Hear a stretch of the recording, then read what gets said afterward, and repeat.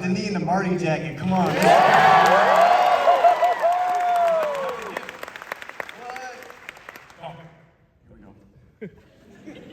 We're trying to do a real Q&A for you guys because they are here for both movies, and the second one will be screened in a 70 millimeter Tonight, yep, here we go. Awesome.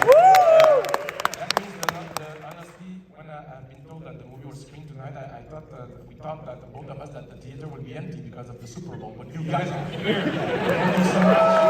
Yes. So if you look at like the past role you did, like Marty Moser, Bob Dylan, even Willy Wonka, all those characters are driven by they try to achieve excellence. They are aiming for excellence. They want to be the best at what they do. And is it something? And you said yourself, you express publicly this idea that goal, that something that you share. And do you think that those characters, you can even see that Paul Atreides too is in some regard someone that wants to reach excellence, and it is something that you think that your role that you choose in the past, in the recent years, from is unconscious or conscious that you are driven to role that the characters that are aimed for that? No, I think it's in large part it's trying to work with amazing directors like yourself, you know, and it's been by happenstance. I think Paul Atreides is in the same group, but I think his destiny is bestowed upon him. He's resisting it, at least in the first two films you guys will see tonight. I can't wait for everyone here to see this part 3 we cooked up over the summer. And it's cooking right now in the backstage. I was trying to find out what ingredients are going in this stew. He's, typically mysterious, and this is a very surreal experience to be up here. I got tremendous respect for Denis. We were backstage. I told him it feels preposterous for you to ask me questions. I had a whole list of questions on my phone, and this man truly changed my life. And Stop it. no, it's true. Absolutely. And I really look at a complete unknown, Marty Supreme, and Dune Part 3. I did those in 16 months or something. And that's a fact. You can check that. And a complete unknown in Marty Supreme, without the experience I had on Dune Part 1 and Dune Part 2, a little more cynically, without the success of those films, they don't get greenlit budget-wise, whatever. And the experience I had on those, there's no Dune Part 3, at least for me, as an experience that we had. And I don't want to say too much about it, but it was, I had a magical experience with Denis this summer, and I'm very grateful to him. He's been a master for a long time, but he's allowed me to grow next to him. He went from something of a father figure to an uncle figure on the second movie. To a buddy. To a buddy, it's true, to a brother. Sorry, so that was a long-winded answer. No, but when you approach excellence, like to portray the character, sorry, I'm really nervous at these things, and I'm like the nerd reading the questions. How do you approach a character like more? Yeah, no, but when you do a movie about sport, and you have to portray again excellence, like as a ping pong player. I mean, that's pretty. That's a point too. It's pretty specific. Yeah, I mean, you have to portray on screen someone that is the best in the world as a ping pong player. And like Bob Dylan, that demand a tremendous amount of preparation. A tremendous amount of preparation, but as you said, I feel like I found myself in these roles, and ping pong is a metaphor in this movie. I feel like it's really about being an artist and being shut down 1,000 times. And I look at your early interviews in Montreal, and there's a tremendous amount of humility in the interviews, but also to achieve a movie like Dune, I know your confidence has to be on a level that's insanely high. And it's one of the exciting things about talking to Denis tonight. I feel like Marty Supreme is about ambition with no disguise. It's just ambition. And what I've loved working with you, or even going back to these early interviews, the amazing thing with Denis, I've said it in 1,000 interviews before, but he's a good man. And I feel like with genius artists, there's usually like a very there can be a selfish component. And I thought maybe that's why you hate Marty Supreme or something. No, I'm kidding. But, no, I'm kidding. Et puis là, Marty Supreme, you know. You always told me to work with the Safdie brothers. Did for Yeah, 6 years you told me to. I am a major fan of these guys, and Josh Safdie and his brother. But When we were doing COVID, we went to see Tenet together. When we did the Budapest scene, and Denis said to me, "What are you going to work on?" I said, "I think I'm going to do this table tennis film with Josh Safdie." And you never flinched about table tennis. You said, "You got to work with Josh Safdie. He's a great filmmaker." No, they are like amazing filmmakers, and the work you did, both of you together, is truly astonishing. I was so proud of the film. Watching you and the film too. It's an incredible accomplishment. And the thing again to portray, there's like, I don't want to diminish it to the sport, but it's just I always think of it. You have to on screen in front of the camera perform like if you were. You play ping pong a lot. Oh yeah, it's true. It's true. No, but when like a character like Paul is a character that is Paul Atreides, specifically in the first movies, is someone more taciturn, more someone that is like in the first movie more in the backseat. He will take control more in the second movie, but still someone that is more there to observe and interpret and digest the reality around him. As for Marty, is someone that is directly the opposite. It's true, and they both come with their great qualities. But I look at my experience working on Dune, like Paul's relation with the sandworm, where in the first movie he's almost eaten by it. I feel like I barely survived the production simply because you took a step on that set. I was 23 years old, and we're in Jordan, we're in the UAE, we're in Budapest, and also I was thinking about it on the drive here. Working on a movie like Dune, the size of it, there's days where a lot is demanded of you and some where, and I didn't know how to navigate it the first time. I think this, anyway, so on the second movie, he learns how to ride the worm. It's a little bit where I found myself. And on the third one, I'm not giving anything away plot-wise, but I feel like I really knew what I was walking into, and I felt your generosity in that way. So if Marty Mauser's driven towards excellence, it's obviously not where Paul Atreides finds himself in the third movie. I won't say too much about where it's going, but I did feel he's gonna kill me. Shut the fuck up. The thing is, as you rightly said, the books have been written 65 years ago. Spoilers. There's a certain level of paranoia on set about the script pages and stuff. They don't want anybody to leak, but now I feel like. I don't want to give too much away, and then the collaborative process is private, but I felt I was coming off a complete unknown of Marty Supreme, and I feel like I had a certain level of confidence coming off those projects. It's delicate when you're working with someone like Denis. What a treat for all of us tonight. I don't know how many people are coming tomorrow night, too, but we get Denis Villeneuve and Christopher Nolan all back-to-back nights. These are like the two masters. We get a lot of masters working, but to me, they differentiate themselves simply at the size of them. The budgets they're working with, they still are on the sandworm of their films, they're still riding the wave. And I felt Denis on this third one, I feel like you helped me through the first one, and the second, I feel like this time you really allowed me to continue blossoming artistically.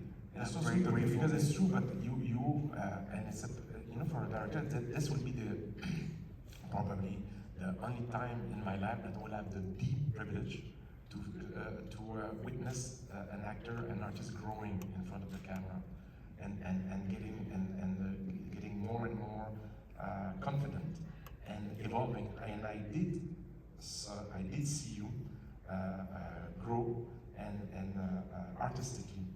And for me, it's quite a privilege and truly a unique and amazing experience. And to see, because you have always been tremendously talented. And you're like a diamond and a brute, a diamond brut, but to see how you learn to own the space and to become a lead and own the space on a set, and I truly saw an incredible evolution between the three movies. And it's true that the three films were a different experience and a very interesting. To me, they were entirely different, and again, without revealing too much anecdotally, but what's going on? Alright, that's not them. No, but shit, what was I gonna say? The worm. Something about the worm. Well, okay, I will go back to what was planned. Okay.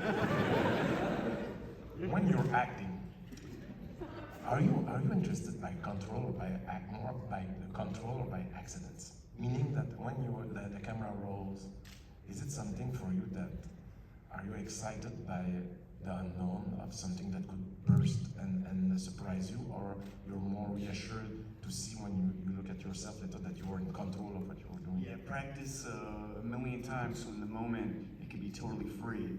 And I think what can get lost in a movie like Marty Supreme is because the humor can be so accidental at times. People think maybe it's juvenile or it's all improvisational. It's really not. You know, Ronnie Bronstein and Safdie, they were very precise about their words. So I feel like I want to prepare it to death, but then I want ultimately, you know, opportunity to be free within it. That's why I love the speech, at least on Agaï's speech in the second movie. I remember when you came to set that day, you were finishing another scene, and then you had a little bit of time that night, and I said, hey, I've kind of thought about this, you know, and I could see, we even talked about this on part 3 a lot. You said it's nice when the spark of an idea is valid, whether it's from an actor or production designer or whatever. And also there's the humility to go, all right, if you say that's a bad idea, you know, it's a bad idea, and to leave it behind. But you know, I think things can be accidental and organic, and it's one of my favorite things, I think, in part 3 again. But it was to learn the tone of the movie, you know, and go, okay, the plot has to move forward here, and Paul Atreides is the central character, but where moments can get snuck in that feel really impromptu, in a movie that's futuristic and sci-fi, I think as an audience you really connect with that. You go, whoa, this is lived in, you know. Yeah, that was a journey. You know,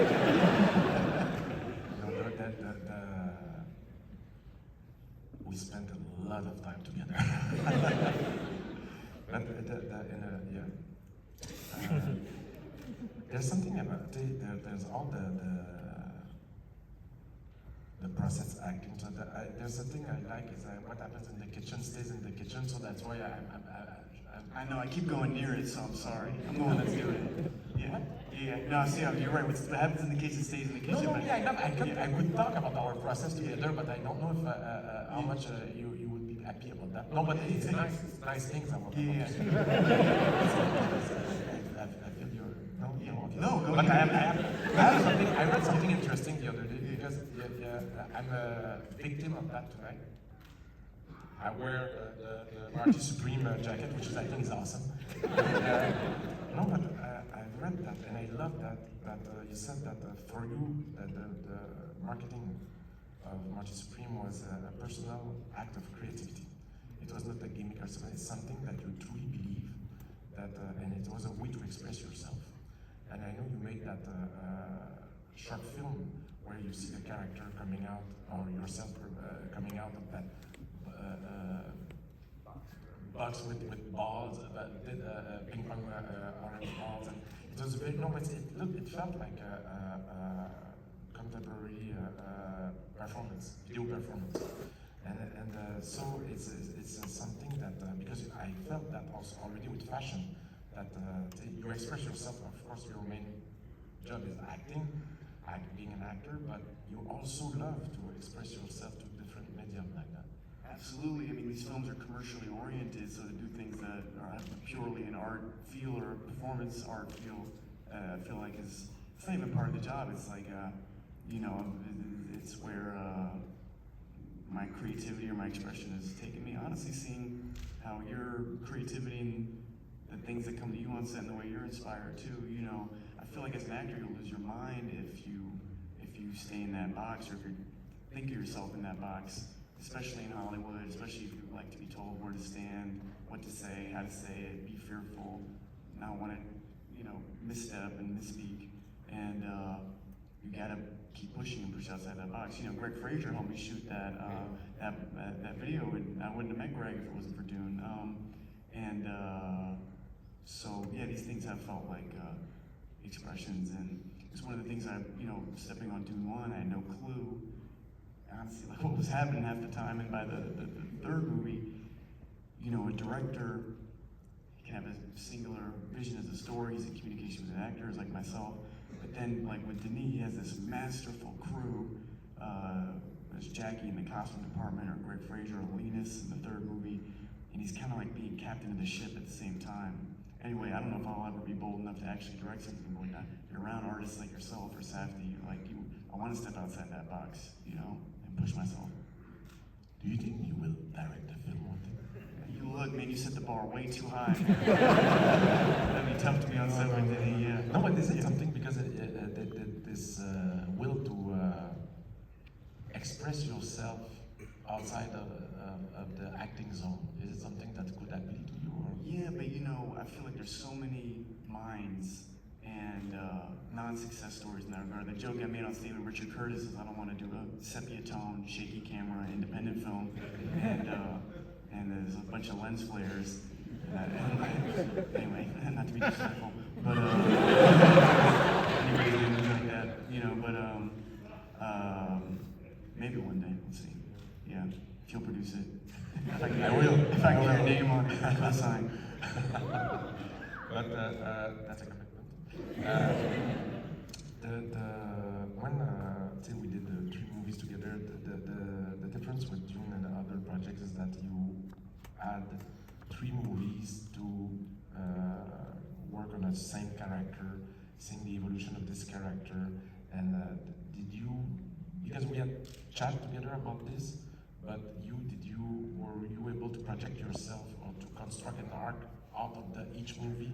Not maybe the 3rd one, because we didn't know at the time we will do it, but is it something that you had in mind as you were building the character? No, definitely 2 and 3. Like I said, the first movie, I literally, because I shot, I didn't really understand that the part 1 and part 2, I really feel like the arc is unresolved at the end of the first movie. It's untraditional in that sense, the lead character, and then really the second movie fulfills it. I think the 3rd one, I've totally had that experience, and it was very clear to me what the story was we were telling, and very moving, because I felt like I spent the most time with any director with you, the most time with any crew, with the crew of Dune, so I felt like it was kissing something goodbye. We also did these films rapidly. It hasn't maybe felt like that in the release of them, but it was quick, and I finished them at 29. They'll come out when I'm 31, but I did them in my 20s, and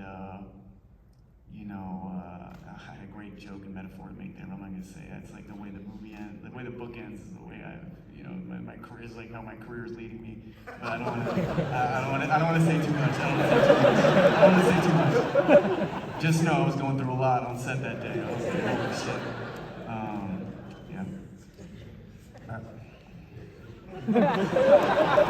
It's not true. One thing at a time. No, but Benicio del Toro said something one day that I really love. He said, it's not filmographies, it's biographies.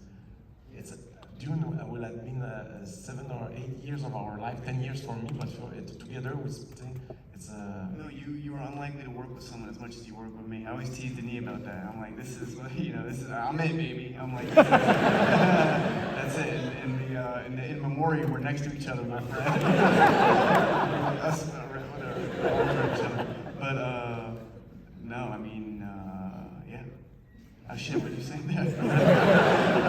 No, my only concern is because I'm a director, but the time-wise, are we okay?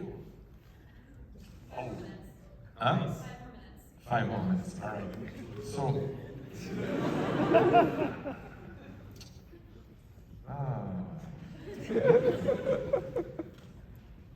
okay, here's a more like trivia, okay. Is Paul, something that we asked throughout the trilogy is whether Paul is leading or being carried by forces larger than himself. I'm reading the question because I wanted them to be in proper English so you can understand. As an actor, how did you hold the tension between agency and inevitability? Wow, I mean, it's a great question, and that's where I feel, the French-Canadian humility is going to clash with my American hubris here. I'm half French, but I'm half French, so I kind of balance it. Here's the thing, I feel like as an actor, you can get put in a box or whatever, and it's hard to push against that edge. It's harder, further than that, to work with someone of your caliber, even at 29, come on set and go, hey, I have an idea about a scene, And so, to resolve that question, I feel like I'm not carried along by any forces. I feel like I'm pushing exactly how I want to see. I'm pointing the way, like Paul Atreides says, and that's why that rocket's up there. Because I feel like that's me in the rocket. That's a straight shot. Oh God. Exactly.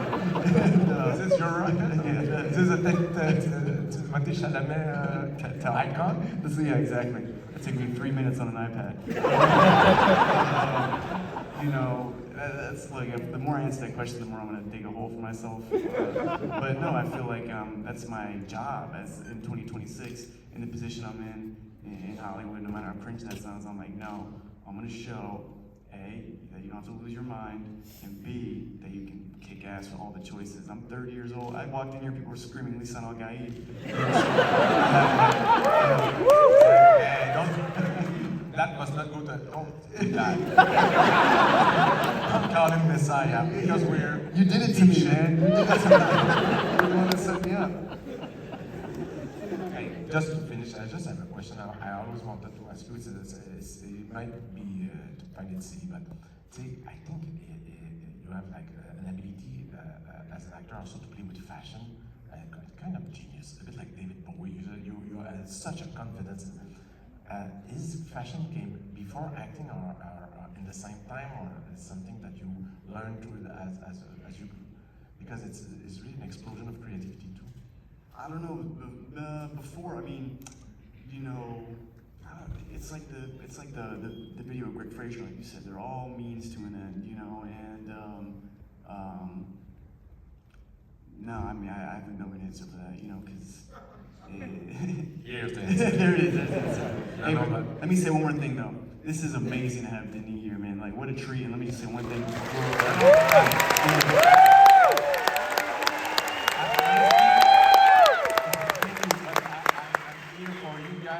And for him, I mean, I'm in the editing room right now. We're deep into the cut. So the fact that he left the editing So room to be here, exactly. Yeah, Just because I deeply love you. No, I appreciate it, man. And like even the thing we kind of skirted around. He's like, oh, you want me to, you know, let people into the kitchen too much, whatever. Basically, without saying too much once more. But I've had this unique experience with this man, and hopefully we'll get to do it somewhere else. I know you gotta get a British guy for the next one, blah, blah, blah. You're French and American. You're not great. Hey, he's pitching me, let's go. But the first movie, I was like a tadpole. The second one, I was growing. This third one, to the degree of, you know, things that'll be private between us, he allowed me to blossom. And I'm very grateful for that, to have a tremendous artist like yourself. You didn't have to do that. You're such a good director. You could have blocks. You're very generous with me. Thank you so much. Congratulations on everything, and touching wood for what's coming. Hey, let's see, man. Come on. Yeah, If you remember the Screen Actors Guild, but no, I'm kidding.